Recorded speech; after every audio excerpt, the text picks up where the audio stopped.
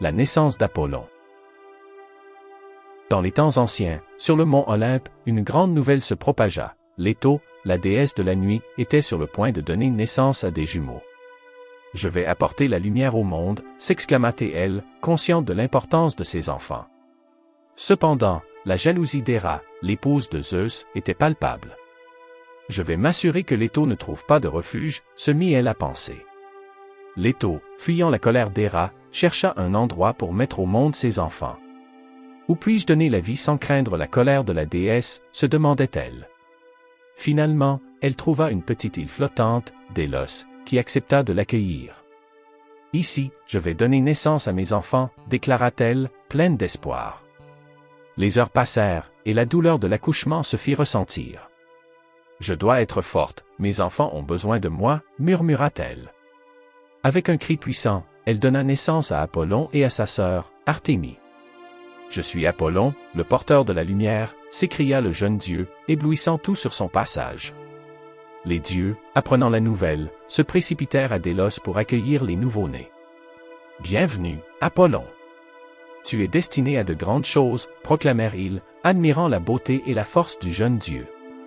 Apollon, conscient de son potentiel, se mit à jouer de la lyre qu'il avait reçue de sa mère.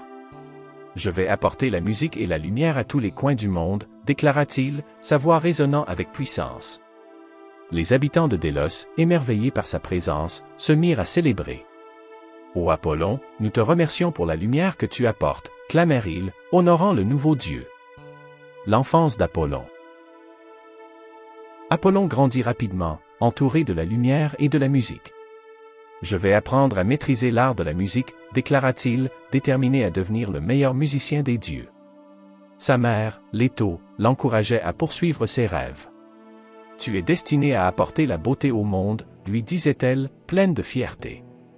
Un jour, Apollon décida de se rendre chez Hermès, le messager des dieux, qui était connu pour sa ruse. « Je vais te défier à un duel musical », proposa-t-il, conscient que la compétition pourrait l'aider à s'améliorer. Hermès, amusé, accepta le défi. « Prépare-toi à être surpris, Apollon », répondit-il, un sourire espiègle sur le visage. Le jour du duel arriva, et les dieux se rassemblèrent pour assister à la compétition. « Que la musique commence », s'écria Apollon, prenant sa lyre. Hermès, avec son talent pour la tromperie, joua d'abord une mélodie envoûtante. « Écoutez ma musique, elle est pleine de surprises », annonça-t-il, captivant l'audience. Apollon, cependant, ne se laissa pas décourager. « Je vais jouer une mélodie qui touchera le cœur des dieux », déclara-t-il, lançant une performance magistrale. Ses notes résonnaient dans l'air comme des rayons de lumière. « Ô Apollon, ta musique est divine », s'exclamèrent les dieux, émerveillés par son talent. Hermès, réalisant qu'il avait été surpassé, admit sa défaite avec élégance. « Tu es vraiment le plus grand musicien, Apollon », déclara-t-il, respectant le talent de son adversaire. Apollon, humble, tendit la main à Hermès. « Nous devons unir nos talents pour apporter encore plus de joie au monde », proposa-t-il, conscient de la force de l'amitié. Apollon et l'oracle de Delphes. En grandissant, Apollon ressentit un appel profond à la prophétie et à la sagesse. « Je vais établir un oracle qui guidera les mortels », déclara-t-il, conscient de l'importance de la vérité. Il se rendit à Delphes, un endroit sacré où la terre vibrait d'énergie divine. « Ici, je vais créer l'oracle de Delphes », annonça-t-il avec détermination. Les prêtresses, connues sous le nom de Pythie, furent choisies pour transmettre les messages d'Apollon. « Vous serez mes voix, et ensemble, nous guiderons les mortels vers la sagesse », leur dit-il, conscient de la responsabilité qui leur incombait. Les mortels, désireux de connaître leur destin, affluèrent vers l'oracle. « Ô Apollon, révèle-nous ce que l'avenir nous réserve », implorait-il, conscient de la puissance du dieu. Apollon, avec une lumière éclatante, commença à transmettre des visions et des prophéties. « Écoutez bien, car mes mots portent la vérité », proclamait-il, ses paroles résonnant dans l'air. Les Pythies, en transe, interprétaient les messages d'Apollon. « Le destin de la Grèce est entre vos mains », disait-elle, inspirant espoir et crainte. Apollon, conscient de l'impact de ces révélations, décida de toujours agir avec sagesse. « Je vais guider les mortels, mais ils doivent être prêts à écouter », déclara-t-il, déterminé à apporter la vérité. L'oracle de Delphes devint célèbre dans tout le monde grec. Ô Apollon, nous te remercions pour ton guidance, disaient les mortels, reconnaissant l'importance de ses conseils. Apollon, satisfait de son rôle, savait qu'il avait accompli une mission essentielle. Apollon et la musique des muses. Un jour, Apollon décida d'inviter les muses, les déesses des arts et des sciences, à se joindre à lui pour célébrer la musique et la créativité. « Je vais organiser un festival pour honorer l'art et la beauté », déclara-t-il, conscient de l'importance de la culture. Les muses, ravies par cette invitation, se préparèrent à apporter leur talent. « Ô Apollon, nous viendrons avec nos dons », promirent-elles, impatientes de partager leur créativité. Les dieux et les mortels affluèrent vers le festival, attirés par la promesse de musique et d'inspiration. « Ce sera une célébration inoubliable », affirma Apollon, prêt à illuminer le monde avec sa musique. Le jour du festival, Apollon se produisit avec sa lyre, captivant l'audience. « Écoutez mes mélodies, elles célèbrent la vie et l'harmonie », proclama-t-il, jouant des notes envoûtantes qui résonnaient dans le cœur de chacun.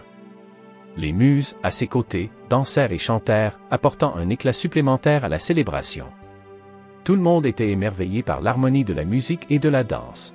« Ô Apollon, ta musique est la lumière de nos âmes », s'écrièrent les mortels, conscients de l'impact de cet événement. Apollon, fier de son rôle, savait que l'art et la créativité étaient essentiels à l'humanité. À la fin de la journée, il leva les bras au ciel. « Que cette célébration inspire chacun à poursuivre ses rêves », déclara-t-il, conscient que la musique pouvait unir les cœurs. Les mortels, unis dans la joie, remercièrent Apollon pour cette expérience mémorable. Apollon et Daphné. Un jour, alors qu'Apollon admirait la beauté du monde, il aperçut Daphné, une nymphe d'une beauté éclatante. « Je vais la conquérir avec ma musique », pensa-t-il, épris de son charme. Il s'approcha d'elle, sa lyre à la main. « Ô Daphné, écoute ma mélodie et laisse ton cœur s'ouvrir », lui dit-il, sa voix douce et envoûtante. Daphné, cependant, craignait l'attention des dieux. « Je préfère rester libre et protégée », répondit-elle, désireuse d'échapper à la vie des mortels. Apollon, ne se laissant pas décourager, poursuivit ses avances. « Je suis Apollon, le dieu de la lumière. Je peux t'apporter la beauté et l'harmonie », lui affirma-t-il, déterminé à la séduire. Malheureusement, Daphné s'enfuit, fuyant l'amour d'Apollon. « Je ne veux pas d'un amour imposé », s'écria-t-elle, courant à travers la forêt. Apollon, désespéré, se mit à la poursuivre. « Je ne veux que te protéger, Daphné, écoute mon cœur », lui cria-t-il, conscient de ses sentiments. Alors qu'elle courait, Daphné implora sa mère, la déesse de la nature, pour obtenir de l'aide. « Ô mère, transforme-moi pour échapper à ce dieu », supplia-t-elle. La déesse, touchée par sa détresse, la transforma en un laurier majestueux. « Tu seras désormais un symbole de liberté et d'honneur », déclara-t-elle, consciente de la douleur de sa fille. Apollon, réalisant ce qui était arrivé, s'arrêta, le cœur brisé. « Ô Daphné, je te respecterai toujours », murmura-t-il, conscient de la force de ses sentiments. Il décida de porter des feuilles de laurier en souvenir de son amour. « Tu es à jamais dans mon cœur, et je te rendrai hommage », promit-il, conscient que l'amour pouvait prendre différentes formes. Apollon et les héros. Apollon, en tant que dieu de la lumière et de la sagesse, était également un protecteur des héros. « Je vais aider ceux qui cherchent la vérité et la justice », déclara-t-il, conscient de l'importance de son rôle. Un jour, il rencontra un jeune héros nommé Héraclès, qui était en quête de gloire. « Ô Apollon, je cherche à prouver ma valeur et à accomplir des exploits », s'écria Héraclès, déterminé. Apollon, voyant le potentiel du jeune homme, lui offrit des conseils. « Commence par écouter la sagesse du passé et apprends des expériences des autres », lui dit-il, conscient que la sagesse pouvait guider les héros. Héraclès, reconnaissant, suivit les conseils d'Apollon. « Je vais apprendre des anciens et me préparer pour les défis à venir », déclara-t-il, conscient de l'importance de la préparation. Apollon, fier de son engagement, lui confia une mission, va et libère les mortels des monstres qui les tourmentent. Au cours de ses aventures, Héraclès affronta de nombreux défis, mais il se souvint toujours des paroles d'Apollon. La sagesse est la clé de la victoire, répétait-il, s'efforçant de rester humble. Apollon, observant de loin, se sentit honoré de guider le jeune héros. Finalement, après de nombreuses épreuves, Héraclès triompha de ses ennemis. Je n'aurais pas pu le faire sans ta sagesse, Apollon, s'exclama-t-il, reconnaissant l'importance de la guidance divine. Apollon, satisfait, déclara, je vais toujours soutenir ceux qui cherchent la vérité et la justice. Apollon et la peste. Un jour, une terrible peste s'abattit sur les mortels, causant la peur et la désolation. Je dois agir pour sauver mon peuple, déclara Apollon, conscient de sa responsabilité. Il se dirigea vers la ville touchée, prêt à apporter la lumière et l'espoir. Ô mortels, je suis Apollon, et je viendrai à votre secours, annonça-t-il, sa voix résonnant avec force. Les habitants, désespérés, implorèrent son aide. Ô Apollon, sauve-nous de cette maladie, supplièrent-ils, conscients de la puissance du Dieu. Apollon, touché par leur détresse, décida d'agir. Je vais envoyer des guérisseurs et des remèdes pour restaurer la santé, déclara-t-il, déterminé à apporter la guérison. Il convoqua les dieux de la médecine et des guérisseurs. Nous devons unir nos forces pour combattre cette peste, leur dit-il, conscient de l'importance de la coopération. Ensemble, ils mirent en place des rituels et des offrandes pour apaiser la colère des dieux. Les mortels, suivant les conseils d'Apollon, commencèrent à prier et à offrir des sacrifices. Ô Apollon, nous te remercions pour ta guidance, disait-il, reconnaissant l'importance de sa présence.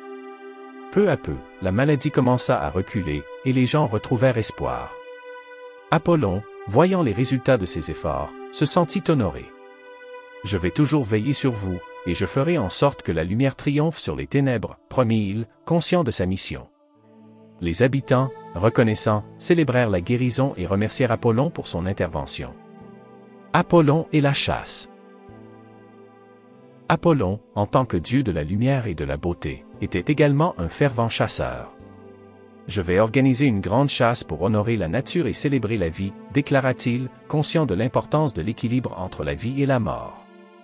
Il invita les héros et les mortels à se joindre à lui dans cette aventure.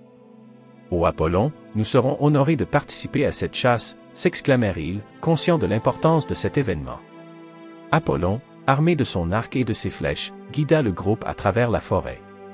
Écoutez la nature et respectez chaque créature que vous rencontrerez, leur enseigna-t-il, conscient de l'harmonie nécessaire.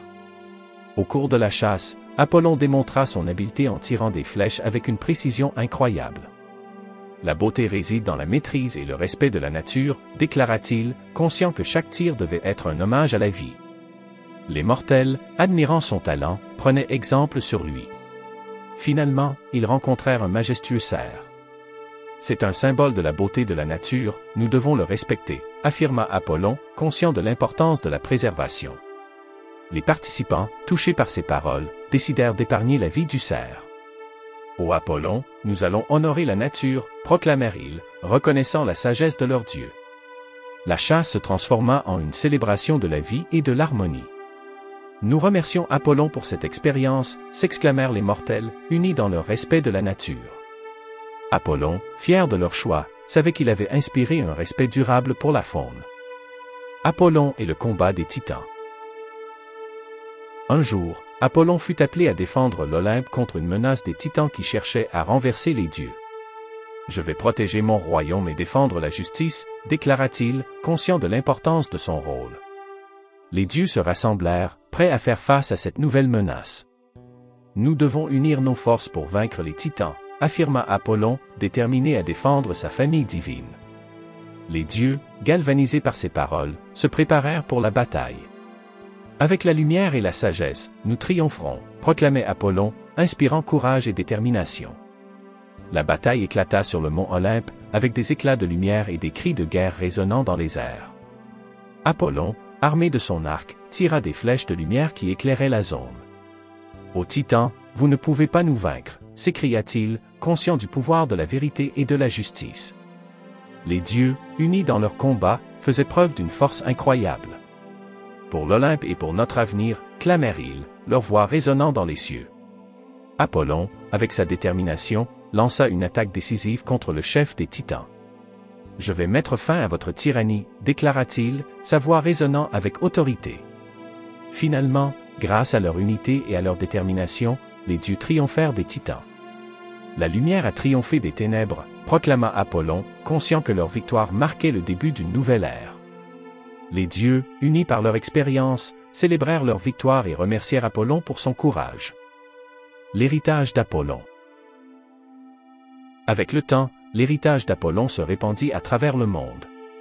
Je suis Apollon, et ma lumière brillera à jamais dans le cœur de ceux qui cherchent la vérité, murmurait-il, conscient que ses enseignements seraient chéris pour les générations à venir.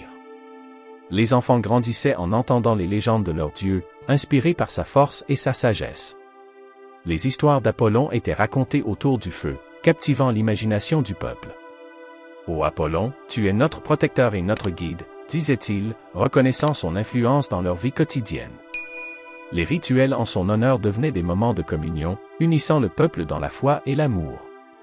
Les temples dédiés à Apollon prospéraient, devenant des lieux de refuge et de sagesse. « Nous venons chercher la lumière de notre protecteur », affirmaient les fidèles, apportant leurs offrandes avec respect. Apollon, observant leur dévotion, savait que son rôle de gardien était honoré à chaque prière. La nature, en réponse à leur foi, continuait de prospérer, témoignant de la relation sacrée entre le Dieu et son peuple.